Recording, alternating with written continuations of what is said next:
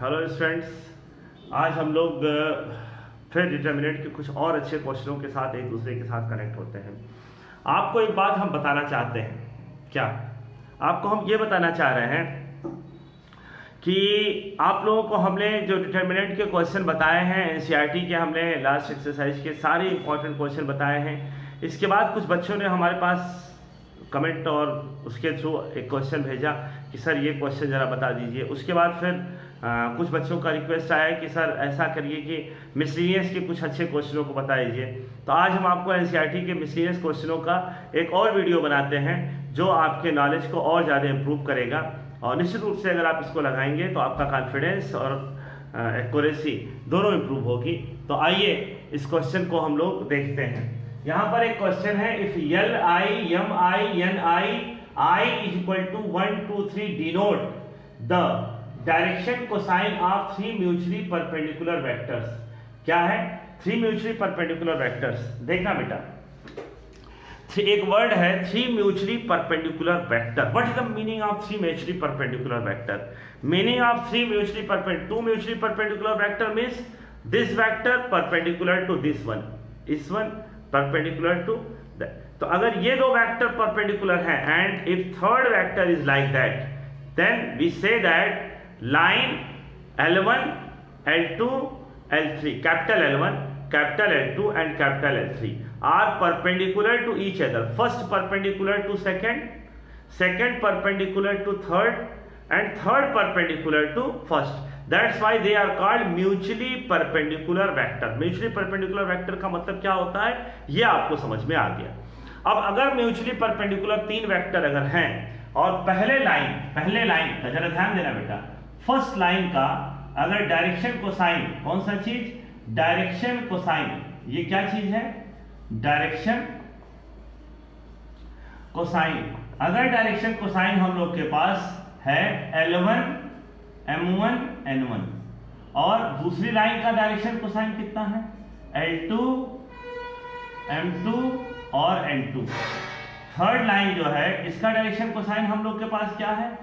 L3 M3 and N3। तो जरा ध्यान देना, अगर ये डायरेक्शन कोसाइन है तो एक बात तो तुम जान लो, वी नो दैट क्या हम जानते हैं बेटा?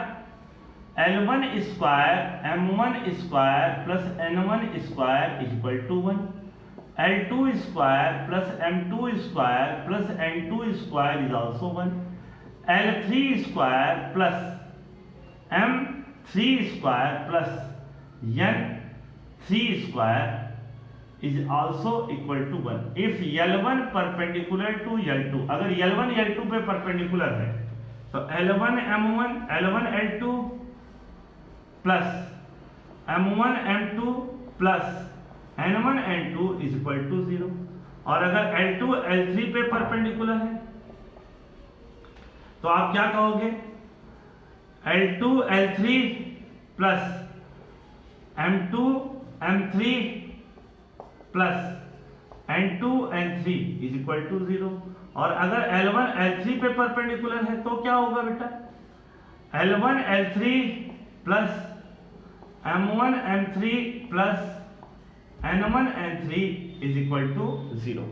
तो आपको ये बात समझ में आ गई कि ये एक बात और आपको बता देते हैं बेटा, ये L1 square M1 square N1 square इसका सम तो 1 होगा ही होगा, चाहे वो परपेंडिकुलर हो और चाहे वो परपेंडिकुलर ना हो। तो यहां पर आपको ये ध्यान देने की बात है कि अगर वो परपेंडिकुलर है सो फार सो गुड, नहीं परपेंडिकुलर है लेकिन ये L1 M1 यानी डायरेक्शन कोसाइन के प्रोडक्ट का product sum of their direction cosine should be 0 if they are perpendicular to each other. अगर वो एक दूसरे पे क्या होते हैं? परपेंडिकुलर। अब आपको प्रूफ करके क्या ले आना है? आपको प्रूफ करके लाना है A and transpose of A is equal to I। चलिए देखा जाए। तो A and transpose of A की वैल्यू आप देखो हमारे पास क्या है? A की वैल्यू है L1 M1 N1 L2 M2 N2 L3 M3 and N3। यहां पे आपके पास क्या है? L1 first row becomes first column, L1 M1 N1, L2 M2 N2 and L3 M3 N3. After that जरा ध्यान दीजिएगा बेटा, तो फर्स्ट रो फर्स्ट कॉलम, तो ये क्या आ जाएगा L1 square plus M1 square plus N1 square, first row second column L1 L2 plus M1 M2 plus N1 N2, फिर L1 L3 plus M1 M3 plus N1 N3। यहां से और आगे बढ़ा जाए तो क्या आपको मिलेगा, आइए सेकेंड रो फर्स्ट कॉलम, तो आपको क्या मिला L1 L2 plus M1 M2 plus N1 N2, second row second column, तो यहां क्या मिला L2 square plus M2 square plus N2 square, second row third column, तो क्या मिला बेटा L2 L3 plus M2 M3 plus N2 N3, third row first column L1 L3 plus M1 M3 plus N1 N3, third row third column, देखो L2 L3 plus M2 M3 plus N2 N3, third row third column L3 square M3 square and N3 square. जरा यहां देखो, यहां पे कौन आएगा 1 0 0 0 1 0 and 0 0 1, पूरी value क्या आ गई आई। तो आई होप जब जिस बच्चे ने हमसे ये क्वेश्चन पूछा और जिन लोगों को, वैसे है तो ये बहुत अच्छा क्वेश्चन, लेकिन ये सबको फायदा करेगा, आपको भी फायदा करेगा, ये हमसे आपसे उम्मीद रखते हैं। और हम लोग एक दूसरे से जुटे किस लिए हैं, एक दूसरे को समझने के लिए, जानने के लिए और एजुकेशनल एक्टिविटी को इम्प्रूव करने के लिए, तो that's why we are connected to each other. चलिए अब जरा मिसलिनियस के कुछ क्वेश्चन हम लोग लगाने की कोशिश करते हैं। आपको अगर ये एक बार में समझ में आ गया है तो ठीक, नहीं तो आप इसको, इस वीडियो को एक से अधिक बार देख देख के आप समझिएगा, आपको निश्चित रूप से समझ में आएगा। इन केस अगर आपको कोई भी प्रॉब्लम किसी भी स्टेप पे होती है तो हम आपसे रिक्वेस्ट करेंगे कि आप उसको हमसे जरूर पूछ लेना बेटा, कारण क्योंकि अगर आप अपने टीचर से अपनी बातों को पूछते रहेंगे तो चीजें आपके लिए आसान और सुविधाजनक होती हैं। चलिए इसमें से एक क्वेश्चन मिसलिनियस का है, इसको हम आपको बताते हैं। मिसलिनियस का एक क्वेश्चन है आपके पास, मिसलिनियस का क्या है, क्वेश्चन नंबर 13। क्वेश्चन नंबर 13 देखिए, यहां आपके पास आया 3a minus b plus a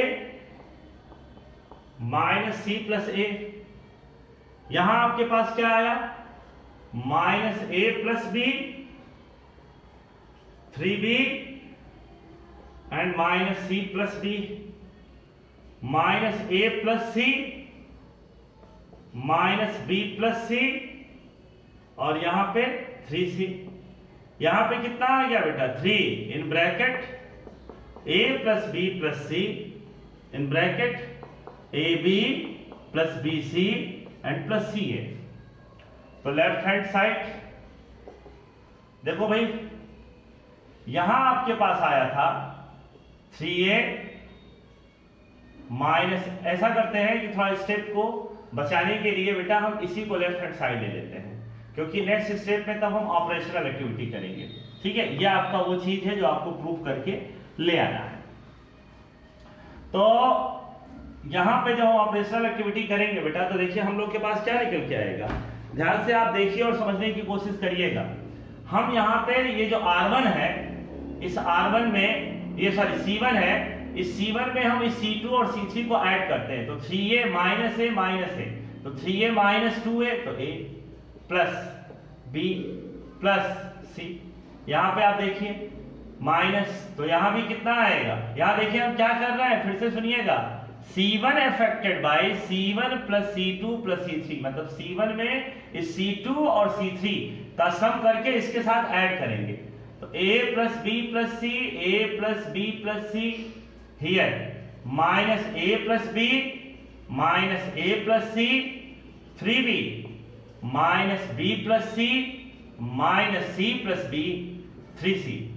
अब आप देखिए यहाँ पे A plus B plus C हम लोग कॉमन ले लेते हैं, तो after taking A B C common we have 1 minus A plus B minus A plus C 1, 3B minus B plus C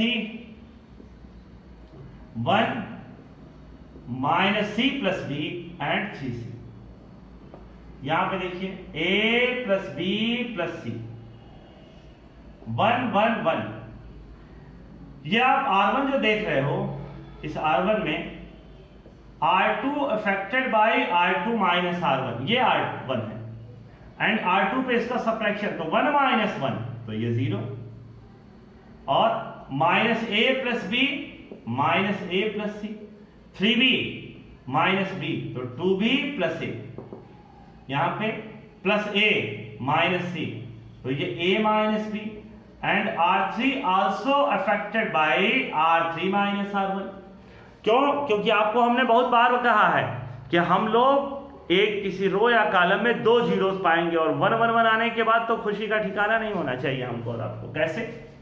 इस 1 में से इस 1 को सब्ट्रैक्ट करो, तो इस 1 में से 1 को सब्ट्रैक्ट करोगे तो 1, ये देखो प्लस A और माइनस B, तो ये क्या आ गया A माइनस C, 3C तो 2C और प्लस A। चलो expansion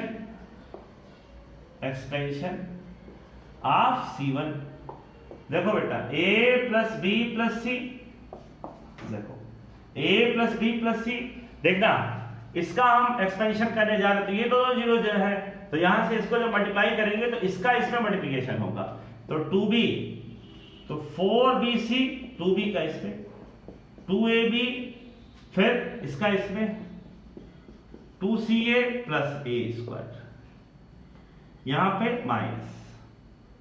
minus A square minus minus plus AB minus minus plus C, तो प्लस CA माइनस BC, इसमें मल्टीप्लाई करके और इसके मल्टीप्लिकेशन रिजल्ट में से इसके मल्टीप्लिकेशन रिजल्ट को बेटा सब्ट्रैक्ट किए हैं। तो अब देखा जाए तो क्या आया हम लोग के पास, A plus B plus C, देखना 2AB AB 3AB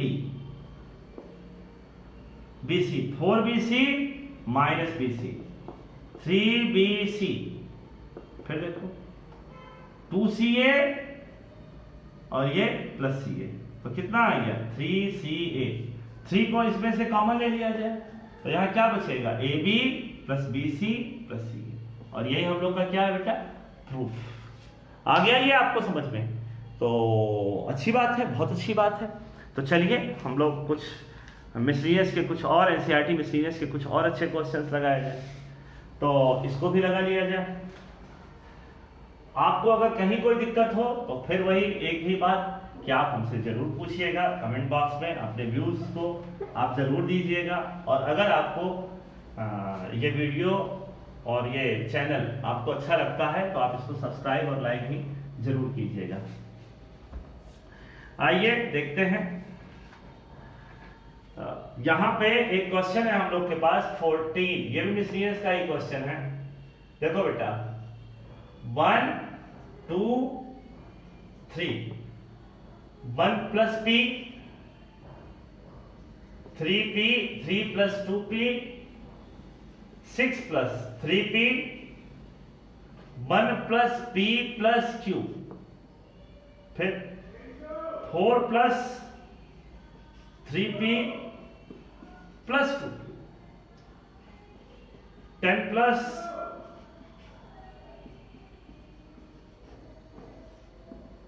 is equal to 1। आइए देखा जाए इसको, तो इसको अगर हम देखें तो हम लोग के पास क्या निकल के आएगा, लेफ्ट हैंड साइड। चलो बेटा इसी को हम लेफ्ट हैंड साइड ले लेते हैं थोड़ा स्टेप कम करने के लिए। और मैथमेटिक्स पढ़ने वाले वैसे भी जो है वो कोशिश करते हैं कि चीज़ों को शॉर्टकट तरीके से अप्रोच में लगाएं, नहीं तो फिर मैथमेटिक्स पढ़ने से फायदा क्या, क्योंकि हम लोग उसको सिंप्लीफाई करके अब एज ए टीचर हम कई जगह आपको एक्सप्लेन करके बताते हैं। क्यों? क्योंकि आपको इसलिए एक्सप्लेन करके बताते हैं जिससे हर तरह के बच्चों को हमारी बात समझ में आए। लेकिन अगर आपको बात समझ में आ गई है तो आप केवल रिक्वायर्ड स्टेप्स को ही जो है आप लिखिएगा। वैसे भी आप स्टेप्स पे पढ़ते हैं तो स्टेप्स को आपको मैनेज करना ही चाहिए। तो जरा देखिए 1 2 3 1 2 3 और यहां पर आप देखो 1 2 3 1 2 3, यहां पे देखो 1 2 3।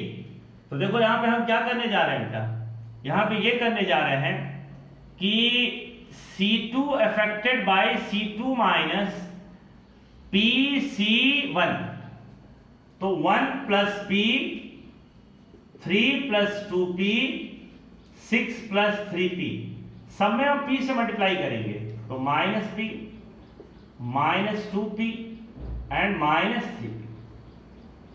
1 plus P plus Q, 4 plus 3P plus 2Q, 10 plus 6P plus 3Q। तो अब हम C3 पे इफेक्ट डालते हैं, C3 माइनस QC1। तो देखो इसमें हम Q से मल्टीप्लाई करेंगे और सब्ट्रैक्ट करेंगे तो माइनस Q, माइनस 2Q और माइनस 3Q। आप देख रहे होंगे ये बात।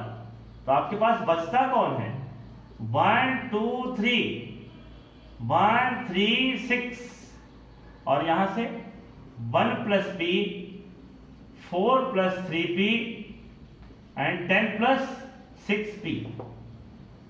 अब इसके और आगे बढ़ते हैं तो देखो बेटा हम लोग के पास क्या आएगा 1 3 6, तो 1 2 3। ये देखो C3 affected by C3 minus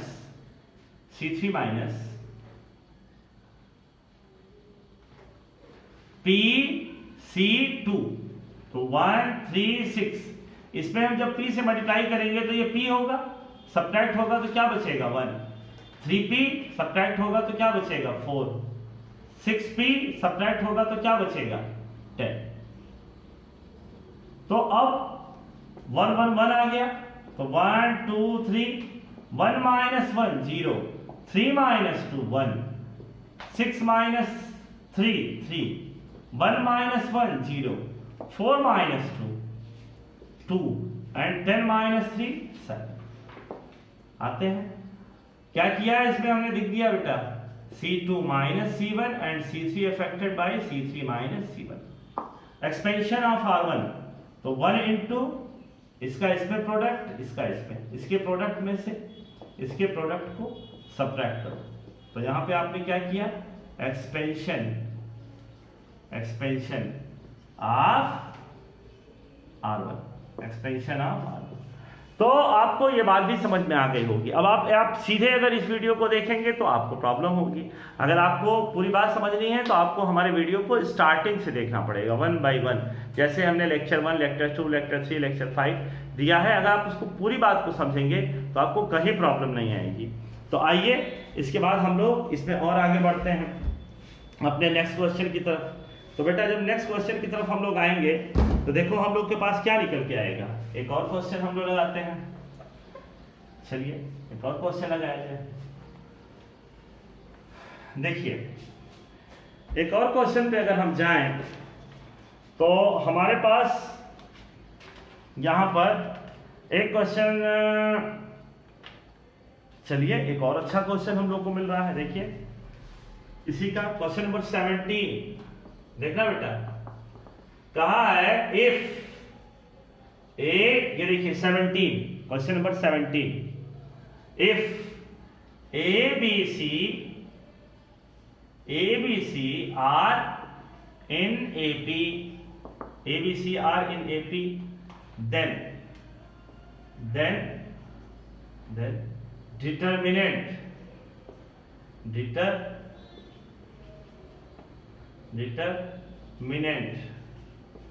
then determinant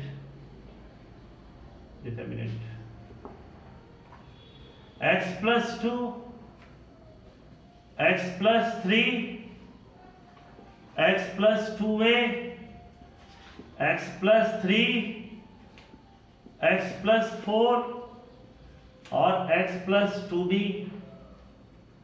x plus 4 x plus 5 and x plus 2c each. First part a 0, second part b is 1, third part c is x and fourth part d is 2x. आइए इसको देखा जाए बेटा। अब यहां से अगर हम बात करते हैं तो इसके सॉल्यूशन पे आते हैं बेटा। सबसे पहले solution, since ABC are in AP, therefore A1 is equal to A, A2 is equal to B and A3 is equal to C. Since A2 minus A1, A3 minus A2 common difference, ये क्यों बराबर हो रहा है? Due to common difference are equal, common difference. तो यहां पे हम लोग को मिला क्या बेटा? हम लोग को ये मिला कि A2 minus B minus A should be equal to C minus B, ये एक रिलेशन मिल गया। अब आते हैं अपने क्वेश्चन पे। तो हम लोग के पास डिटर्मिनेंट है कितना? डिटर्मिनेंट हम लोग को दिया गया है, ध्यान से देखिएगा बाबू, x प्लस 2। और आपसे एक हम रिक्वेस्ट करते हैं कि आप लोग हमारे पास कॉपी किताब लेके तब बैठा कीजिए, कॉपी मतलब कलम लेके तब बैठा कीजिए। इससे आपको फायदा ये मिलेगा कि आप उसको नोट करते जाएंगे, वीडियो को पॉज कर करके उसको आप नोट करते जाएंगे, लिखते जाएंगे और उस पूरे क्वेश्चन को आप लगाएंगे। अगर आप खुद से लगा लिए सो फार सो गुड, फिर आप पूरे वीडियो को देख के मैच करा लीजिए कि हमने जो लगाया है वो सही है कि नहीं सही है। अगर सही है तो सो फार सो गुड, नहीं सही है तो भी गुड। क्यों? क्योंकि आप इस चीज को यहां से तो देख ही रहे हैं। तो चलिए इसको देखा जाए। तो सबसे पहले हम एक काम करते हैं, C3 पे इफेक्ट डालते हैं। C3 affected by C3 minus C2। तो देखिए x प्लस 4 में से आप इसको माइनस करेंगे और ये करेंगे तो ये 1 आएगा। इसमें से आप सब्ट्रैक्ट करेंगे तो ये 1 आएगा। और इसमें से जब आप इसको सब्ट्रैक्ट करेंगे बेटा तो कितना आएगा? 2b minus 2c minus 2b, 2c minus 2b। फिर आप क्या करिए? C2 को, C2 कौन सा है? सॉरी यहां हम गलत लिख रहे हैं यार। देखो ये तुम्हारा क्या है? R2, ये क्या है? R3 और ये क्या है? R1। तो देखो यहां पे हमने क्या किया है? R3 affected by R3 minus R2, मतलब ये R3 और ये R2 को सब्ट्रैक्ट कर रहे हैं। फिर R2 affected by R2 minus R1, x plus 3x। तो ये कितना बचेगा बेटा? 1 1 और यहां पे कितना आएगा? 2b minus 2a। यहां पे x प्लस 2, यहां पे x प्लस 3 और यहां पे x प्लस 2a। चलिए देखा जाए। यहां पर हम क्या लिख सकते हैं? x plus 2, x plus 2, x plus 3 and x plus 2a। यहां पे x प्लस 3, x प्लस 4 और x प्लस 2b। यहां पे नहीं सॉरी, यहां पे 1 1 1 1 2 in bracket b minus a, 1 1 2 in bracket c minus b। अब आप एक बात बताओ इस रिलेशन से, c minus b should be equal to b minus a। तो अब या तो b माइनस a की जगह c माइनस b रख दो और नहीं तो x plus 2, x plus 3 and x plus 2a, 1 1 2। b minus a की जगह हमने क्या रख दिया, c minus b, 1 1 2 c minus b। अब इसकी value 0, since R2 and R3 are identical, R2 and R3 are identical. तो अब आप ये कहेंगे कि सर इस तरह के क्वेश्चन आते हैं, बिल्कुल आते हैं। आपको टेक्निकली आजकल ऑब्जेक्टिव क्वेश्चन का अप्रोच आ चुका है, तो जब ऑब्जेक्टिव क्वेश्चन आया तो ये क्वेश्चन आपको इस तरह सॉल्व करने को नहीं आएगा, ये क्वेश्चन आपको ऑब्जेक्टिव में आएगा। इसी तरह से ऑब्जेक्टिव प्रॉब्लम, और अब आप जान रहे हैं कि आपके 20 मार्क्स के राउंड तो आपको ऑब्जेक्टिव क्वेश्चन और वेरी शॉर्ट आंसर के रूप में आपको आएगा। तो इसलिए आपको इस तरह के क्वेश्चनों की प्रैक्टिस भी खूब करनी चाहिए। अगर आपको यहाँ से लाभ मिलता है तो आप और ज़्यादा क्वेश्चनों को ज़्यादा से ज़्यादा लगाने की कैपेसिटी अपनी डेवलप कर सकते हैं। तो आपने इस पूरे वीडियो को ध्यान से देखा, आपने इस पूरी बात को समझा, इसके लिए आपका बहुत बहुत धन्यवाद। और हम उम्मीद करते हैं कि नेक्स्ट वीडियो में हम आपको इससे ज़्यादा इम्प्रूव एजुकेशनल एक्टिविटी के साथ मिलेंगे। तो आइए फिर हम लोग पढ़ाई के एक नए